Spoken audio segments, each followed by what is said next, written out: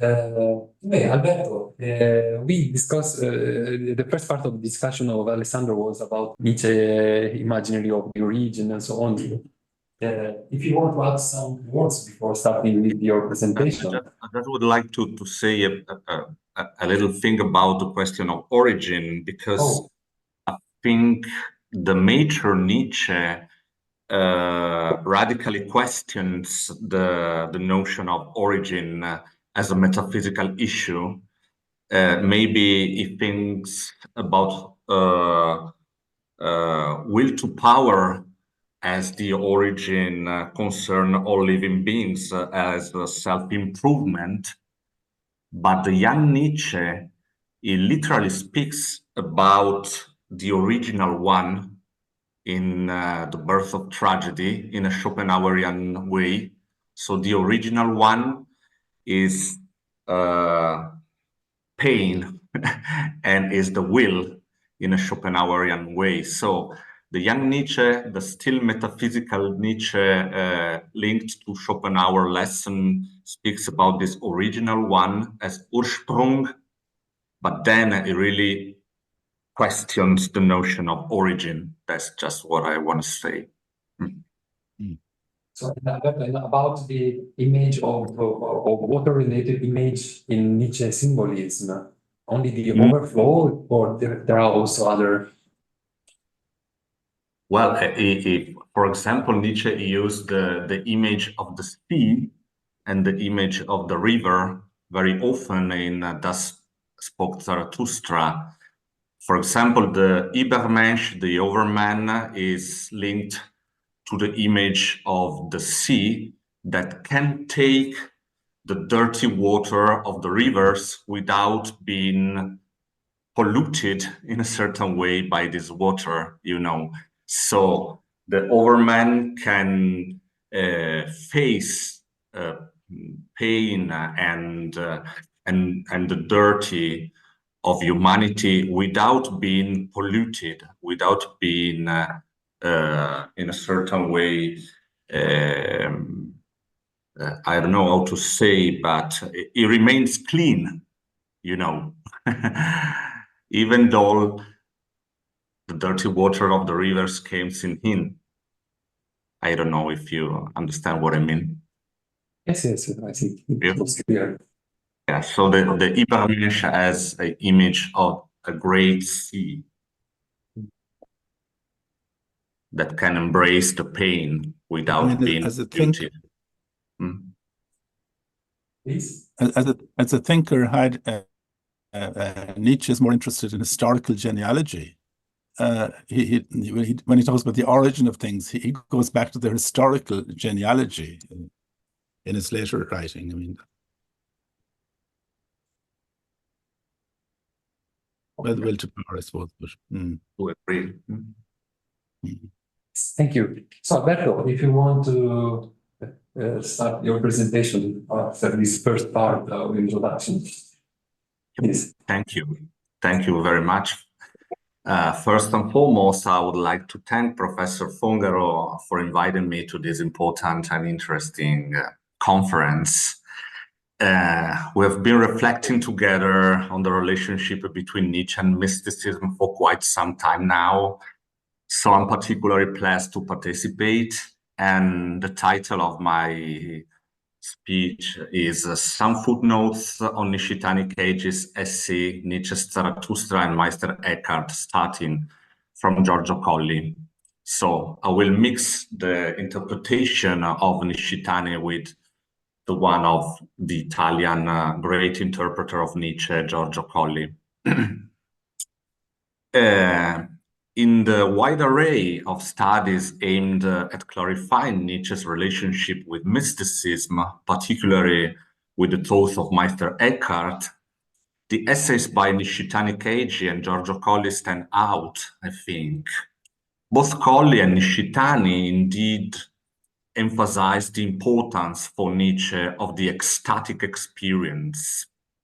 Referring to Plotinus, Nishitani discusses the dynamics of ecstasis as awakening, interpreting this awakening in terms of a dissolution of the separation between the self and the supersensible world.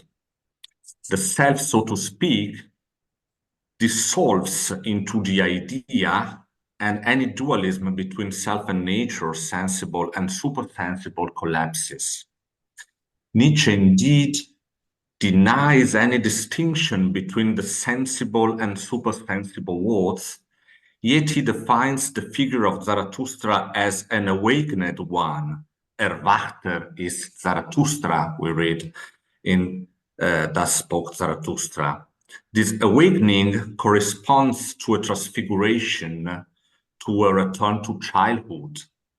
This return to childhood by Zarathustra doesn't signify a regression to an infantile stage, but rather attaining awareness, or if you will, enlightenment of the non-substantiality of the self.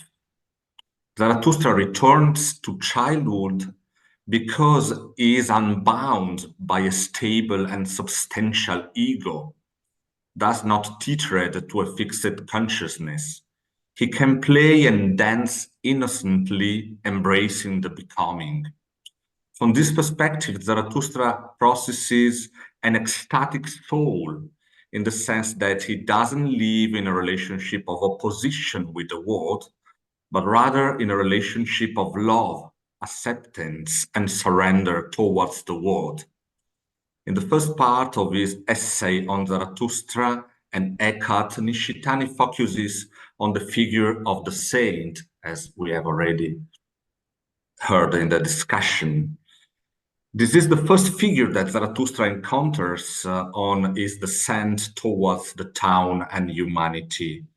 The elderly saint noted that the Dionysian transformation of the prophet, who before ascending the mountains was, like Nietzsche, in a destructive, deconstructive phase, sharp, critical, aimed at questioning the ideals of his time and reducing them to ashes.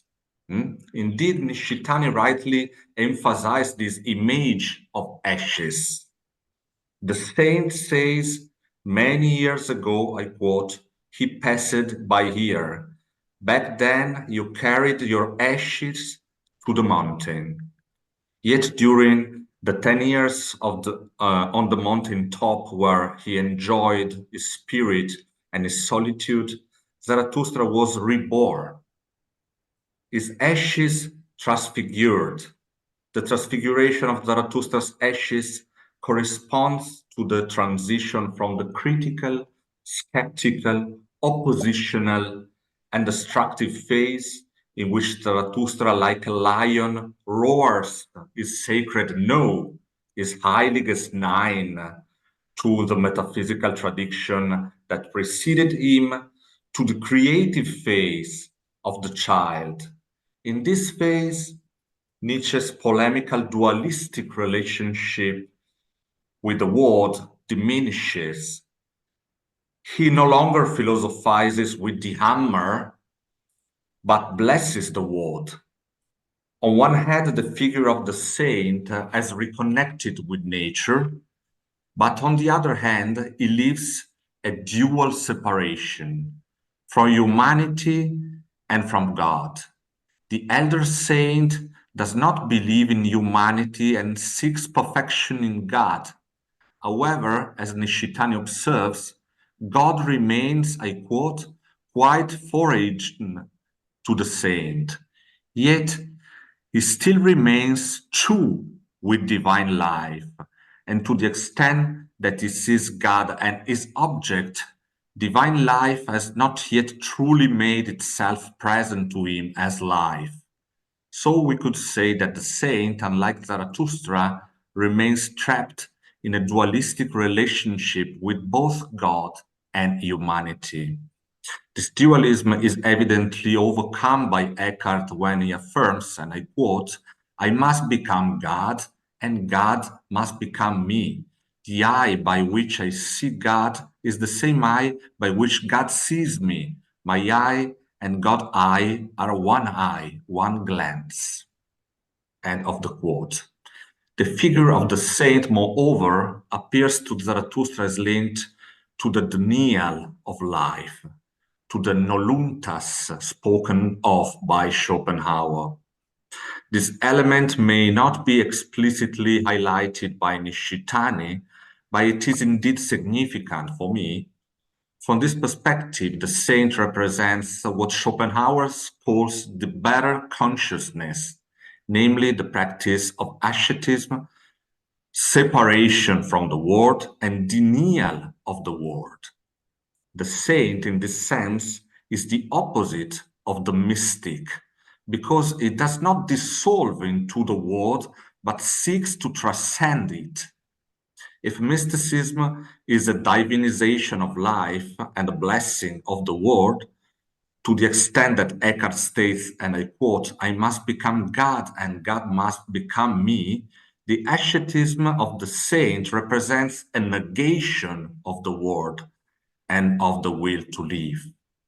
In Schopenhauer, this distinction between asceticism and mysticism is not so straightforward and is more complex. The saint, indeed, for Schopenhauer, nullifies his own self, but he does so to immerse himself in cosmic compassion, Mitleid, and this can be considered a mystical dynamic.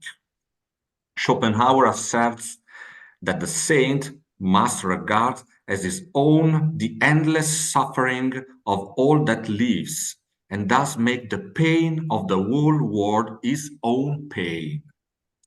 If the essence of the Schopenhauerian saint is compassion, selfless love, and the magnanimous sacrifice of the self for the others, as well as the recognition of the self in every creature, this attitude does not seem to characterize the old saint encountered by Zarathustra.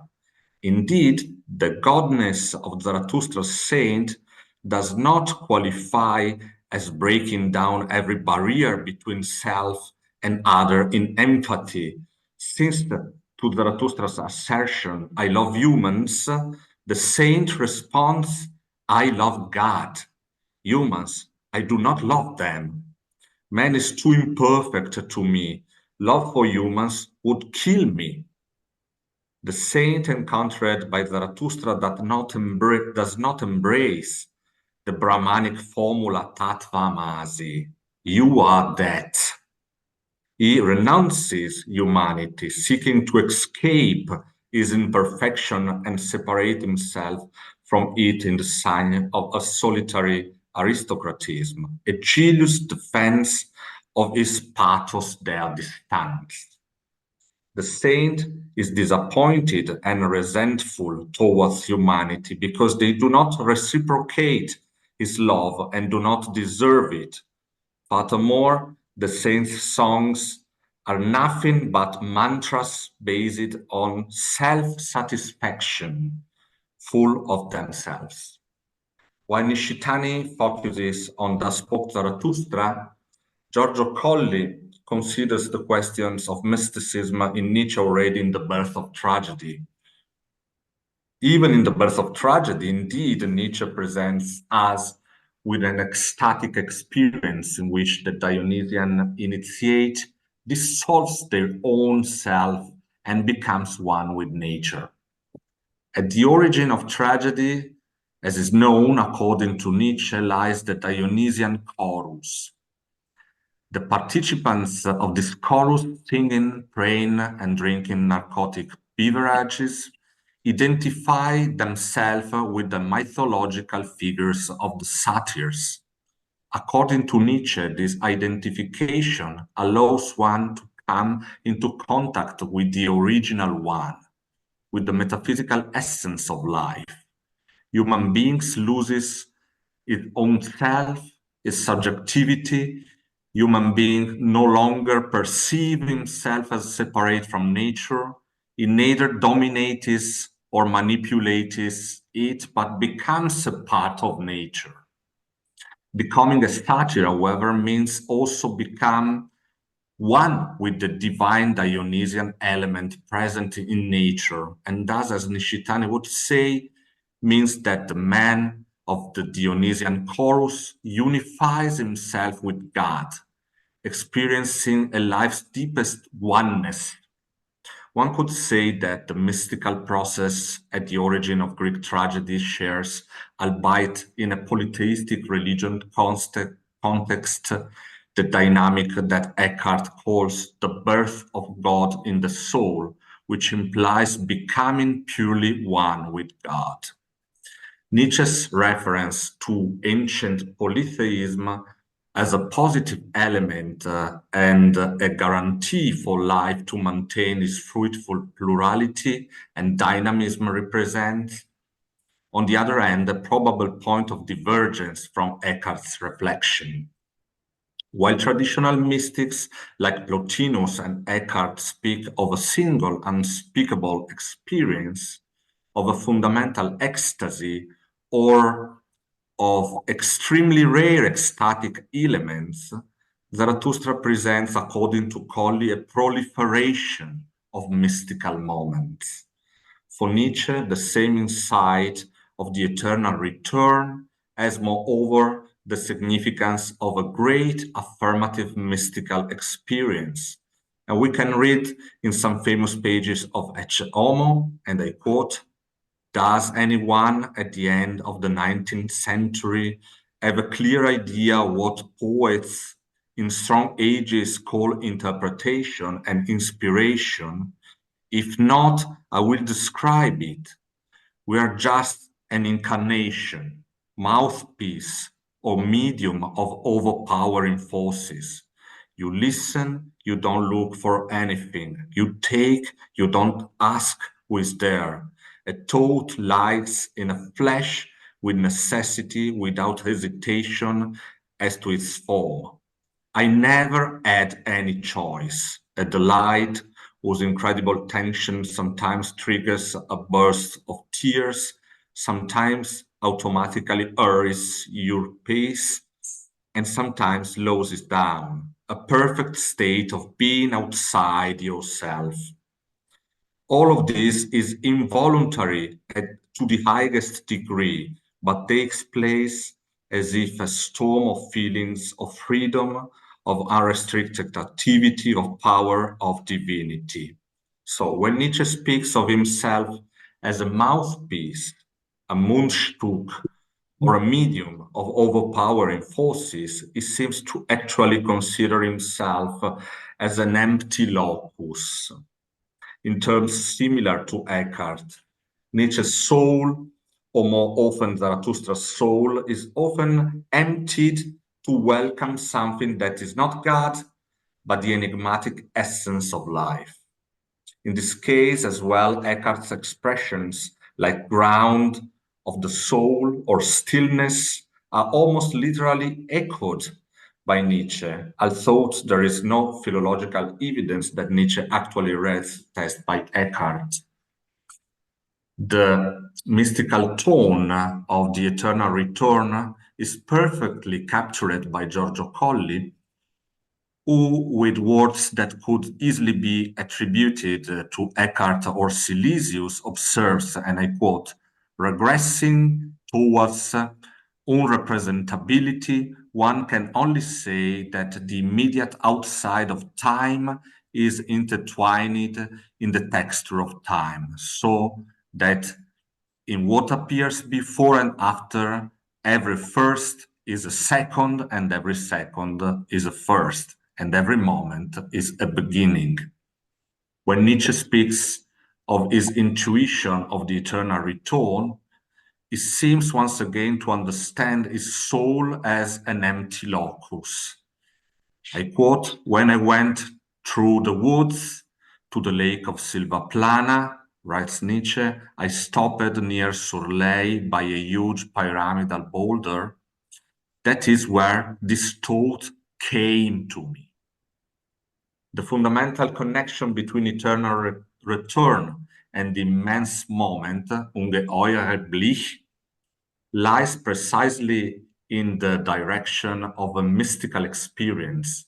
The immense moment, as Eugen Fink asserts, is a flash of light in eternity.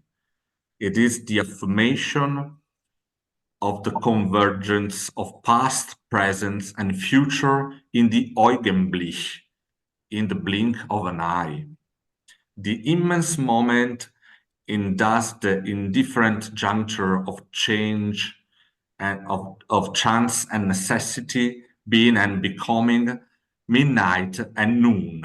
As I noted last year in this context, it's not coincidence that Nietzsche's Thus Spoke Zarathustra's The Sleepwalker song and the song At Noon has been considered by Heidegger as characterized by an unmistakable mystical tone.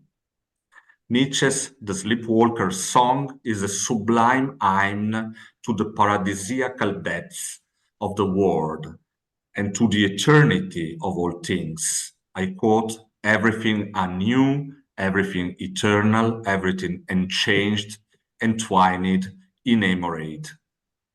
It is a song that, in the moment of midnight, invites an attitude of listening, stillness, meditation, and contemplation. The song At Noon expresses this mystical ontological landing place of Nietzsche just as powerfully as the Sleepwalker song, where Zarathustra's soul lies seemingly asleep, mute in confidence, in abandonment, in Gelassenheit, we can say with Heidegger, close, faithful, and familiar to the earth and its creatures, which Zarathustra does not tire of contemplating and blessing. The world, says Zarathustra, has now become perfect, mature, a round golden ring, shining in the light of its being. In the immense moment of midday, the world wants deep, deep eternity. Only the overman who is awakened, meaning liberated from the chains of a substantial self, can experience this moment. Only those who have made themselves a welcoming empty locus are capable of playfully placing themselves behind daily time of succession, and thus imprinting on their lives the reflection of eternity. To the awakened overman, the immense moment will therefore appear as the condition of maximum density and richness of happiness, corresponding to a sense of abundance, fertility, fullness, in which the confluence of the infinite quantity and variety of events, realities, and possibilities unfolds in an intimate, eternal moment of blissful wonder, of mystical intuition, of the depth of the world. The years immediately following the insight into the eternal return, 1881, can be considered the pinnacle of Nietzsche's mystical journey.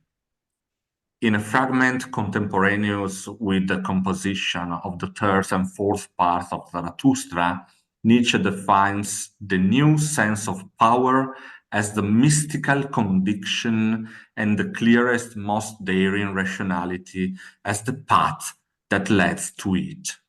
Colley emphasized that here Nietzsche does not speak of knowledge, but of condition, of a mystical state that is of a being and not of knowing. In another decisive fragment of 1884, Nietzsche asserts, and I quote, "The true purpose of all philosophizing is the mystical intuition." In previous context, Nietzsche gives the word mysticism a negative connotation. However, the memory of his own intuitive experience of the eternal return causes him to change perspective. During these years, Nietzsche appears decidedly more meditative and less inclined towards sacrilegious attitudes, as if the iconoclastic fury within him had subsided to make place for an unexpected serenity of spirit. This is why he can understand mysticism not as another expression of metaphysics, a way to escape reality, a retro world, an interwelt where man seeks refuge from his fears, but on the contrary, as one of the highest moments of philosophical activity. The polemical and anti-systematic attitude adopted by Nietzsche in his so-called Enlightenment period from human all to human to the Geist science no longer has, after the experience of the eternal return, to do with the cultural background of Greek skepticism, but with that of mysticism. From Eckhart to Spinoza, Colli shows, moreover, how Nietzsche's idea that there is no permanent subject and stable ego moves towards a mystical reconsideration of the self. But how do Nietzsche's critique of subjectivity and the notion of will to power reconcile, we can ask? By focusing on the will to power, Nietzsche seems indeed to remain bounded to the idea of subjectivity.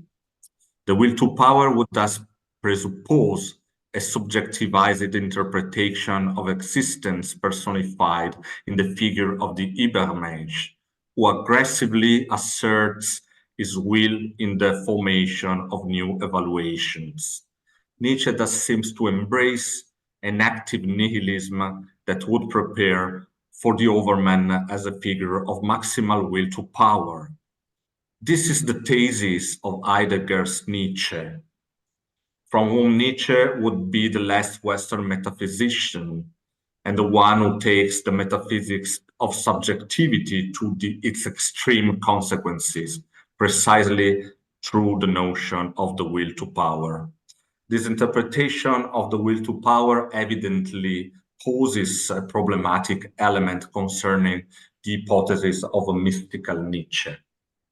Equally problematic is the composition of Nietzsche's later works, such as the Dithyrambs of Dionysius and Ecce Homo, where the interest in philosophical problems is overturned into an overexcited contemplation of Nietzsche's own persona in a certain way. And yet, even in the final phase of Nietzsche's production, the mystical dimension is by no means neglected, as demonstrated by the interpretation of the figure of Jesus present in the Antichrist. Colli shows, from this perspective, how Nietzsche approaches Christ, and I quote, with a tremor full of resonance. The Christ revealed by Nietzsche, writes Colli, is not a fanatic, not a denier. He hates words and is estranged from culture and dialectics. He is childlike. He is a madman who knows neither guilt nor punishment. He does not get angry nor offers resistance. This Christ, in short, is a mystic, even though Nietzsche does not use this word.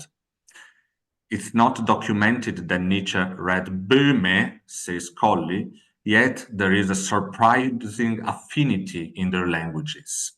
So, these are some of the points I wanted to highlight during my presentation. So, thank you very much, and I hope we can discuss them together. Thank you. Thank you, Alberto.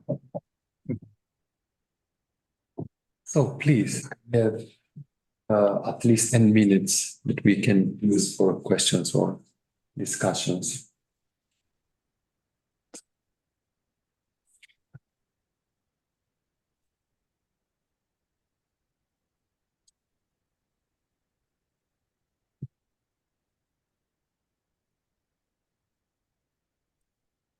Hey. Oh, Alessandro, please. Yes, thank you for the presentation. I have just a very quick question, and I don't know if I understand well, so in the case, I'm sorry for it. But if we take the distinction made by Deleuze in his text on Nietzsche between will of potentia and will of potestas. If Nietzsche is on the side of the will of potentia, can we really say that such a will is something that is related to a subject? Is it not something more related to Spinozian concept, the concept of potentia, something like that? I don't know.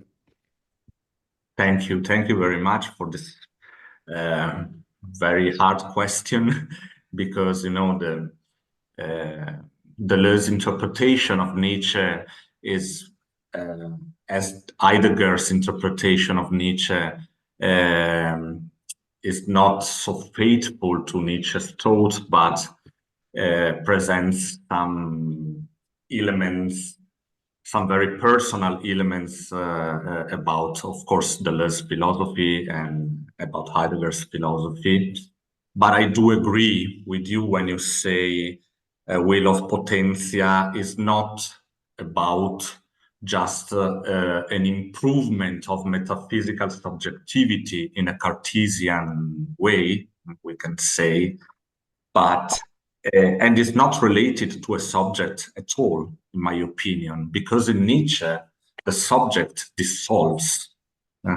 Nietzsche is one of the greater critical of the concept of ego. So Nietzsche, in this sense, is quite linked to a Spinozistic holism, we can say. There are just relations between different will to powers that have not. There are like circles without a center, we can say. So in this sense, I do agree with you, and I think Nietzsche is more linked with Spinoza and Goethe, and Deleuze underlines this, I think. So I do agree with this interpretation of a will of potentia in a not subjective way. Thank you very much. Thank you.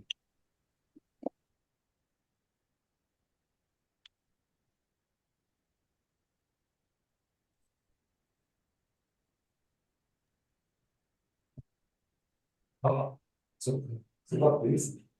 Hello, can you hear me all right? Yep. Oh, great.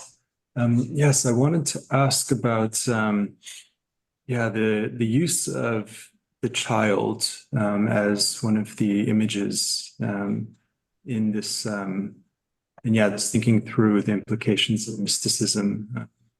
It seems that in this work, Nishitani is hesitant to use this image, and one of the issues that I see in the background is in the 19th century, this idealist aesthetics where the child and its naivete and its absorption in the world was sort of a kind of ideal to aspire to. But then, yes, for example, in modernist literature and theater, this kind of this sort of idealism of the naive child was really attacked in many ways. And even in Zarathustra, there's this complication where we have these transformations, right? And on the one hand, it looks like the child is the final stage, but if we accept this idea of eternal return, then by being the final stage, it's also the beginning of a new stage where the child is also going to have to transform into something else, perhaps back into a camel or something. And I feel like this point at least gets highlighted in Nishitani's text when he quotes Zarathustra, saying that body am I and soul, so speaks a child, and why should one not speak like children? But the awakened, the knowing one, says, body am I through and through, and nothing besides. And so here part of that issue is that idealist aesthetics where, the idealist children could kind of separate the impure body and the pure soul, right? But here it seems that Zarathustra, at least in Nietzsche's, the way that Nietzsche, or the way that Nishitani has framed the story, is that, well, that is childish to think that there is something like this pure soul that is naive and absorbed in the world.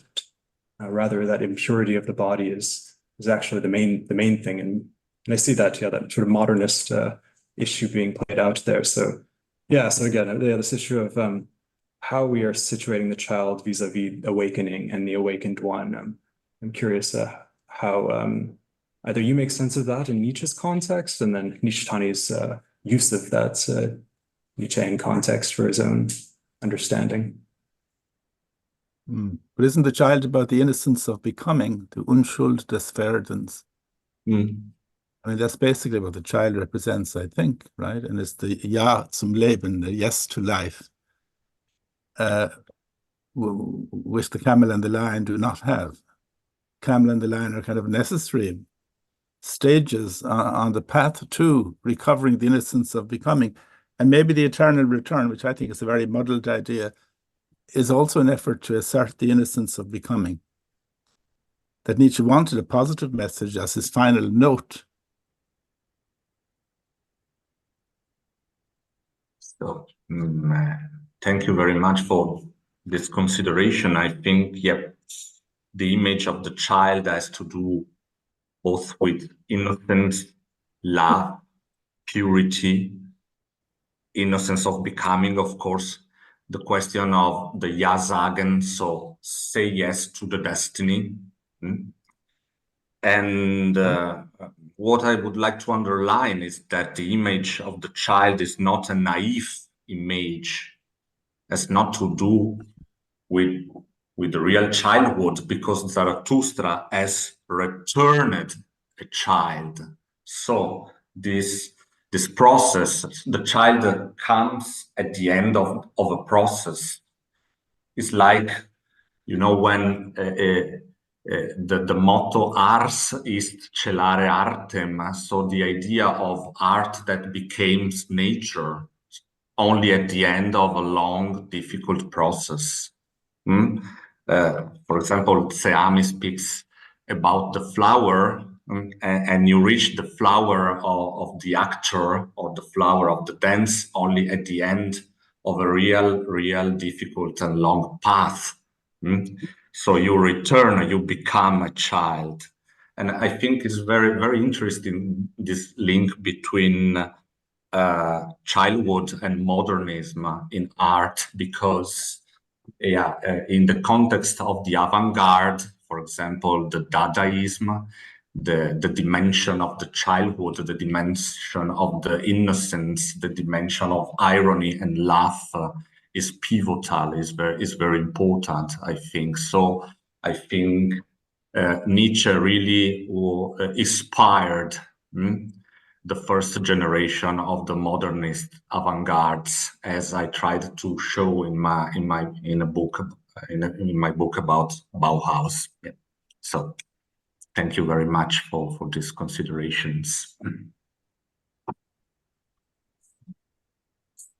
May I ask you to say something more about the relation between Dionysus and Nietzsche's mysticism? I remember, if I'm not wrong, that in Nihilism, book of Nishitani, in the chapter of Nietzsche, Nishitani refers particularly to Dionysus related to the Buddhist experience or the Buddhist truth. And Dionysus was also a child, there was the myth of Dionysus. So, and also for Colli was very, very important. Colli was a thinker, probably you know that he produced the new edition of Nietzsche's works, and in his own idea of Western philosophy, Western philosophy started from mysticism, not from, on the contrary, not from the negation of the myth, but exactly from the experience of epopeia and Dionysian and Eleutarian mysticism. So, Alberto, could you explain me better which kind of relation is possible to find between Dionysianism and it's called Nietzsche mysticism, and if there is a possible link to what Nishitani says about Eckart or about this. Thank you, Enrico. So, what Colley says in his writings on Nietzsche is that the Western philosophy and tragedy in particular arises from a dynamic of dissolution of subjectivity.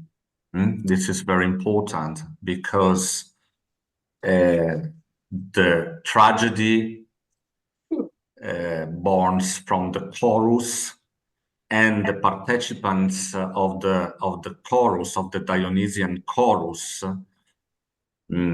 as I said, they identify themselves with the mythological figures of the satyrs.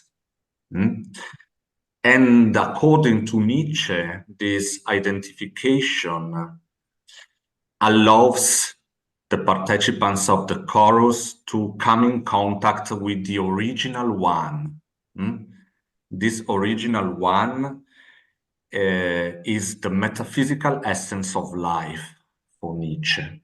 And in the same time, for come in contact with this original one, we have to make our soul as an empty locus, as Nishitani says, speaking about Eckart. So, human being loses their own self, their subjectivity. They no longer, in a certain way, perceive themselves as something separate with nature. They do not have an attitude of dominating, manipulating nature. So in this kind of dynamic, I can see a link between the soul empty locus in Eckart and the mystical Dionysian idea, but it's a very complex dynamic. I don't know if Yeah, precisely on this point. This is something that's been bothering me since this morning. This talk about mystical union. And you just compared it to being absorbed into nature, losing oneself in nature. I think this idea of mystical union, first of all, I don't think it's representative of mysticism, and I don't think it represents Nishitani's idea. First of all, with regard to mysticism, the idea that the individual loses themselves in a mystical union with God was the foundation of mystical theology for Teresa of Avila. But it is not really the representative of the whole of the picture. And let me use Nishitani as an example. For Nishitani, it is not simply that the individual becomes of no self, empties themselves into God, but that God empties himself into humanity. Nature can't empty itself. The concept of God is that which is self-emptying. So both sides have to empty. It isn't a union anymore. It's a kind of a mutual emptying.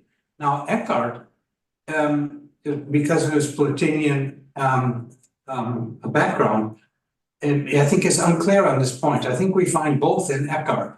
We find the idea of the soul as a fertile field with no orientation anywhere, with no landmarks, what he calls a desert, in which a spark flashes and God is born.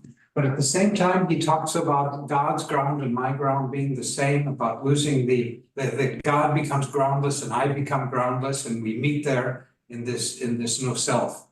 So I think the difference with nature is that nature doesn't empty itself. So Nishitani would never talk about mystical union in that way. And I don't think Eckart would either. No, thank you very much for this clarification. Yeah, Professor, of course, you're right. And in Nishitani, there is this mutual union between me and God and me. And maybe, yeah, the idea of Nietzsche is more linked to Teresa d'Avila or Böhme. But yeah, I'm not so so inside the Nishitani's philosophy. So maybe this is a very important clarification for me. Thank you so much. If I could ask one little follow-up question, I haven't read very much of Heidegger's work on Nietzsche, and I haven't read it for 40 years or so. But is there any indication that he learned anything from Nishitani? I mean, he seems to have thought very highly of Nishitani's take on Zarathustra and Nietzsche. He seems to have been impressed by it, but is there any indication that it influenced his own? I mean, I realized that Heidegger focused on the will to power and the aphorisms, and Nishitani's focus was more on Zarathustra, at least in this essay. But was there any influence, or is it simply one way? I don't think so. But I'm not so sure. Yes. Yes, regarding the mystical experience of nature in Nietzsche, as you just described, I was a bit skeptical with the point you made at the end, that this kind of mysticism culminates in a vision of man at one with nature, who no longer dominates and who no longer manipulates, is how you phrased it. But this seems to me, even maybe there's an argument to be made that this is a legitimate reading of Nietzsche, but you emphasize at the beginning of your talk also that precisely this Dionysian oneness is linked to, well, not just childlike innocence and yes saying and just these affirmative virtues, but also in the child there is a certain form of naive or innocent cruelty, and this oneness is for Nietzsche linked to pain and giving birth, and in a sense precisely this domination of nature by nature. No, there is this multiplicity of forces that are constantly overwhelming each other and appropriating each other and interpreting each other and making use of each other against their will. I mean, this whole Dionysian vision of oneness is a bloody mess. It's an orgy, no? It's a disaster. It's a calamity upon calamity. And it's precisely the affirmation of this kind of necessary cruelty in nature that becomes this innocence of becoming, but that is intrinsically nothing but domination and manipulation and intrigue and deception and illusion. It's a monstrosity. I have a great issue with reading Nietzsche in this kind of quietist or pacifist way that he kind of resolves it in this almost humanist vision of being at peace with nature.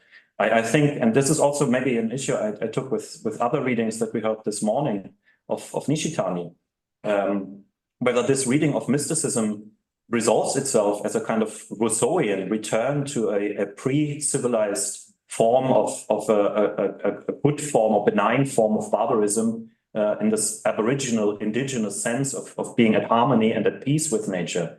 Isn't it precisely the opposite? Also when Nishitani precisely takes this kind of aggressive interpretation of Nietzsche and says, yes, it's all about this abundance and exuberance of the will to power. It's an excessive creative force that erupts. It's an absolute negation as an absolute fire that destroys humankind, that destroys humanity, that puts even God to ashes. Isn't this precisely the opposite of a kind of non-dominating, peaceful, tranquil vision of mysticism?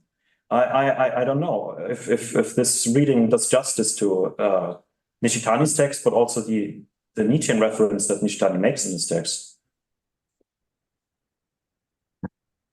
Thank you very much for this consideration. Yeah, this is the richness of Nietzsche. You can, of course, read, and even the complexity of Nietzsche. You can read, as you said, in a quietist, pacifist way, or read Nietzsche, the Nietzsche which speaks about the joy of destruction, about the aggressivity, about the figure of criminal, for example. For Nietzsche, even the criminal as a form of innocence.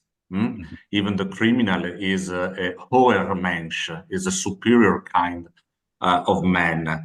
In the genealogy of morals, Nietzsche speaks about the